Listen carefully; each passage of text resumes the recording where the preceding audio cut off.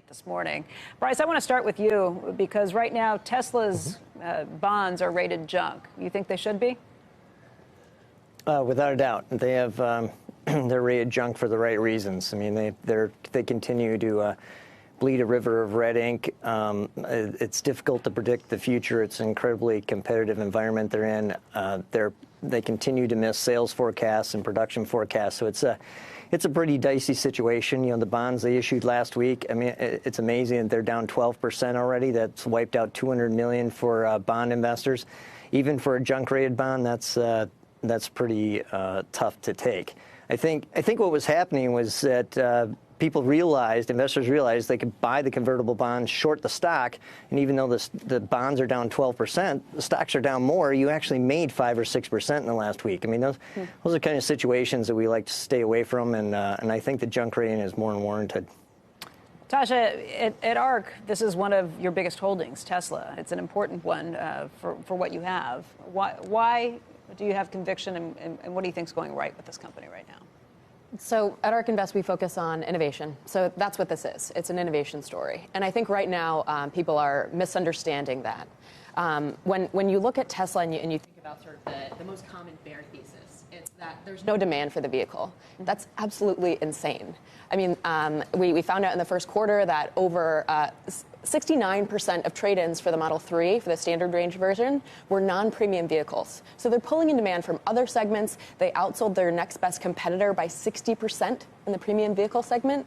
I mean, people clearly like these cars, and for a good reason. I mean, Tesla has a software advantage that no one else can beat. Under Elon Musk's own admissions in the letter he sent to staff yesterday, the email he sent to staff, though, they are running behind the targets. And I think that becomes a question. When you have a big valuation, you have a fast cash burn, and you're not meeting your own expected deliveries. Yeah, I mean, so first we know that Elon Musk sets extremely aggressive goals, right? I mean, that's sort of Tesla's MO, to set this really aggressive goal, and then you do everything you can to meet it, and often they actually fall short of it. But in doing that and sort of pushing to that target, they've been able to achieve the impossible so far. If we talk about cash and those worries, I mean, in our valuation model, we actually expect, we have Tesla raising an additional $10 to $20 billion in the next 5 years. Wow. And we're actually okay with that because we want them to get as many cars on the road as possible. That dilutes your position pretty significantly, though. Yes, and we'd be okay with that dilution because every car acts like an R&D center for Tesla. So we just want them to produce as many cars as they can, get them out there, and then run a fully autonomous taxi network because that's the largest opportunity. But what do you think is a fair price for the company then, the stock? Yeah, so in our bear case, which assumes no autonomous at all, that's $560 in 5 years. Right. Our bull case, we actually think it could go north of 4,000, and that's with autonomous driving. And were you surprised about the demand fall off after December? You know, they had obviously logistics issues with deliveries, so we would have expected that. But you put it all onto logistics. You don't believe there's any demand issue at all. No, I think that they are just underproducing, and if they could just produce as many cars as possible, they could sell every single one of them. That's humanly. Humanly buildable. Yeah, I mean, and the question is like, what are you expecting how far do you expect them to fall, considering that it was the top revenue grossing car in the U.S. last year? I mean, it's hard to say that all of a sudden there would be an issue. Bryce, what's your response to that? Yeah.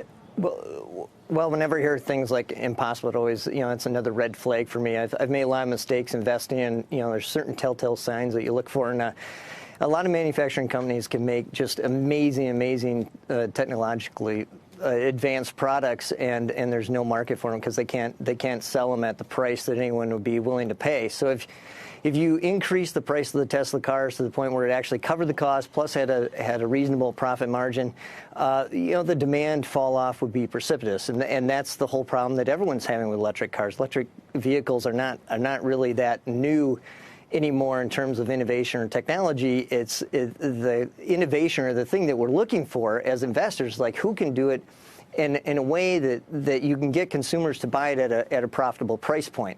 And that's the challenge that I don't see anyone really having solved. So that's the issue. It's not just being able to produce the cars. It's being able to find buyers that really have that much kind of cash to pay not the subsidized, reduced price that is producing all of these losses and the black hole of all investors' money going into it.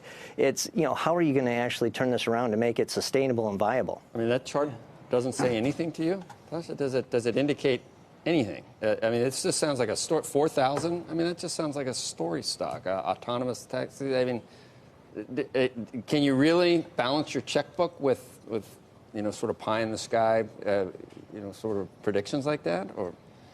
So I'd like to talk about sort of the EV market in general. Again, this issue of I'd like to talk about the EV market in general. And this issue, again, of people thinking that there's no demand for these cars. I mean, we think that... I heard you say that about demand. What's the stop? What do you attribute that chart to?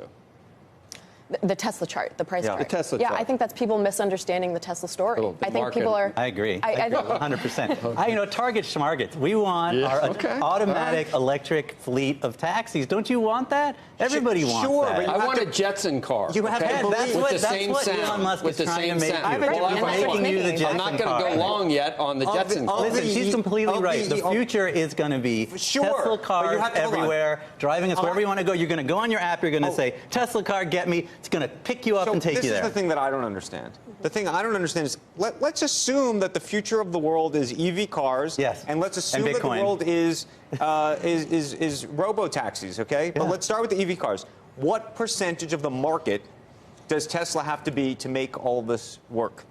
Because it sounds to me like we're talking that they're going to own 50% of the business, which is a huge part of the business. I don't know. There's very few industries where somebody literally, unless you're Facebook, controls 50% of the business. So you start there. Then the second piece is you get into the robo-taxi front, and you say to yourself, okay, there's Uber who's running around, there's Lyft who's running around, there's Waymo who's running around, there's Cruise running around, there's everybody in China who's trying to do this. And I'm not dismissing. I think Tesla may actually be advanced in some ways, but also, there's questions about LiDAR. There's all sorts of things going on here. And so there's a huge risk element, putting aside everything else that people question about Tesla. Yeah, so I'd like to touch on that because I don't think they'll have 50% share of the market. I think that EVs will surprise. Our forecast for EVs is that there'll be 26 million sold in 2023. That's much higher than people expect, and it's because battery costs are declining. So there's going to be this crossover point where an EV is actually cheaper than an ICE car, and that's what's going to cause this demand uptick. So we're actually thinking that Tesla's market share right now is 17% of the overall market, and our bear case that goes to just 70% of the overall EV market. EV market. Right. Okay. Yes. Not all cars. No. It's a small piece. Exactly. Of it. And that's another great point that EVs are a very small percentage of all cars sold right now. So our bear case is that they'll go to 6% market share, and our bull case is that they'll go to 11%. Again, that's down from 17. And then when you look at the autonomous market, sure, there's competition, but no one can match Tesla's data advantage. Waymo's missed timelines. Cruise, Mary Barra will not reiterate that they're going to launch in 2019. Right. It just seems like, this is a very difficult problem to solve, and with Tesla's data set, they're best positioned to do so.